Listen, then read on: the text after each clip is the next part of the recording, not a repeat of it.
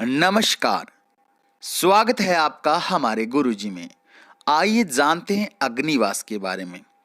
5 second में आप अग्निवास का पता कर सकते हैं अपने घर पर कहीं भी। तो उसके लिए आपको 3 चीज़ों की जरूरत होगी जो आपको मालूम होनी चाहिए, और फिर आप 5 सेकंड के अंदर पता कर सकते हैं कि अग्निवास है या नहीं। आपको जरूरत होनी चाहिए वार, यानी कौन सा वार है और कौन सी तिथि है।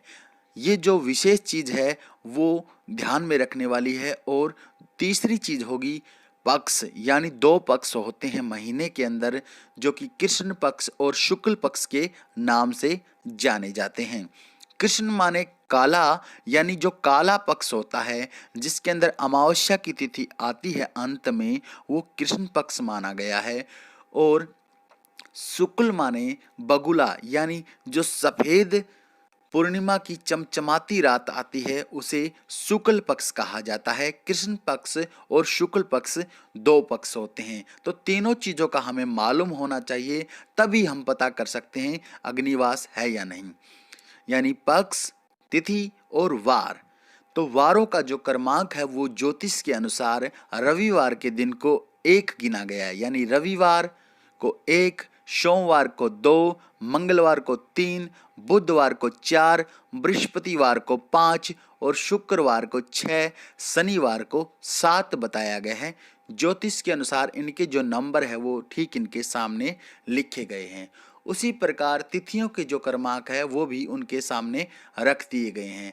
जैसे कि प्रतिपदा यानी एकम 1, द्वितीया 2, तृतीया 3, चतुर्थी 4, पंचमी 5, षष्ठी 6, सप्तमी 7, अष्टमी 8, नवमी 9, दसवीं 10, ग्यारस या एकादशी 11, द्वादशी 12, त्रयोदशी 13 और चतुर्दशी 14। पूर्णिमा और अमावस्या को अंक दिए गए हैं। पूर्णिमा को 15 और अमावस्या को 16। तो इसी प्रकार ज्योतिष ने जो तिथियों को अंक दिए हैं। आगे जानते हैं अग्निवास का पता कैसे करें।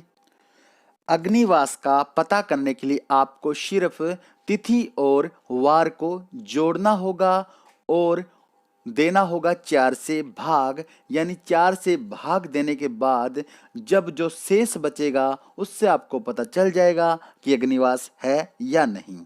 तो छोटा सा प्रोसेसर है, आप दोबारा से देख लें। यानी तिथि और वार को जोड़कर उनको 4 से भाग करना होगा और जो शेष बचेगा उससे आपको पता लग जाएगा कि अग्निवास है या नहीं। लेकिन ध्यान रखने वाली बात जो है वो हम आपको बता दें।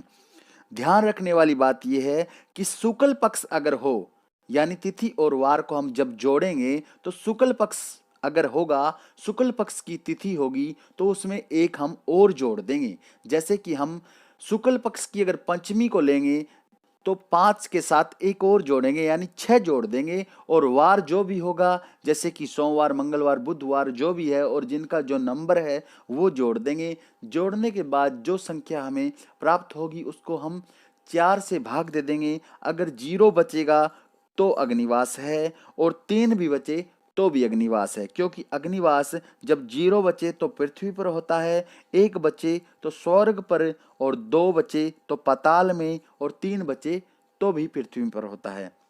अग्निवास अगर 0 और 3 हो तो हम पृथ्वी पर हवन कर सकते हैं, अग्निवास होता है।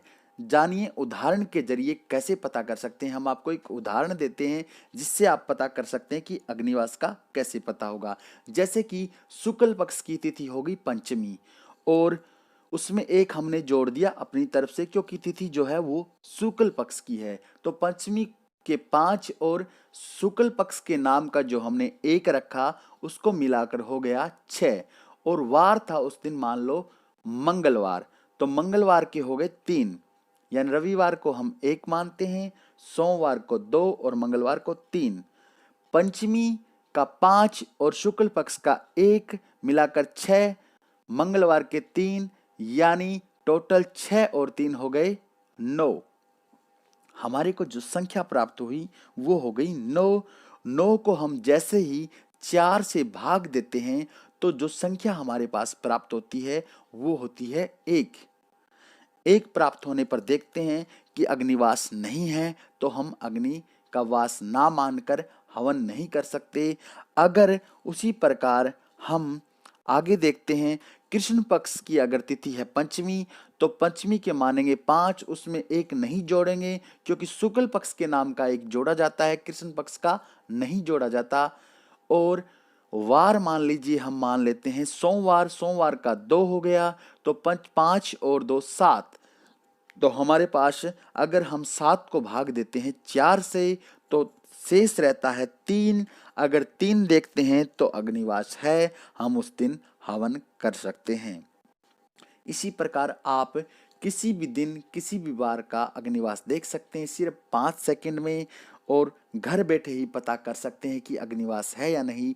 बने रहे हमारे गुरु जी के साथ। जय श्री राम, जय श्री कृष्णा।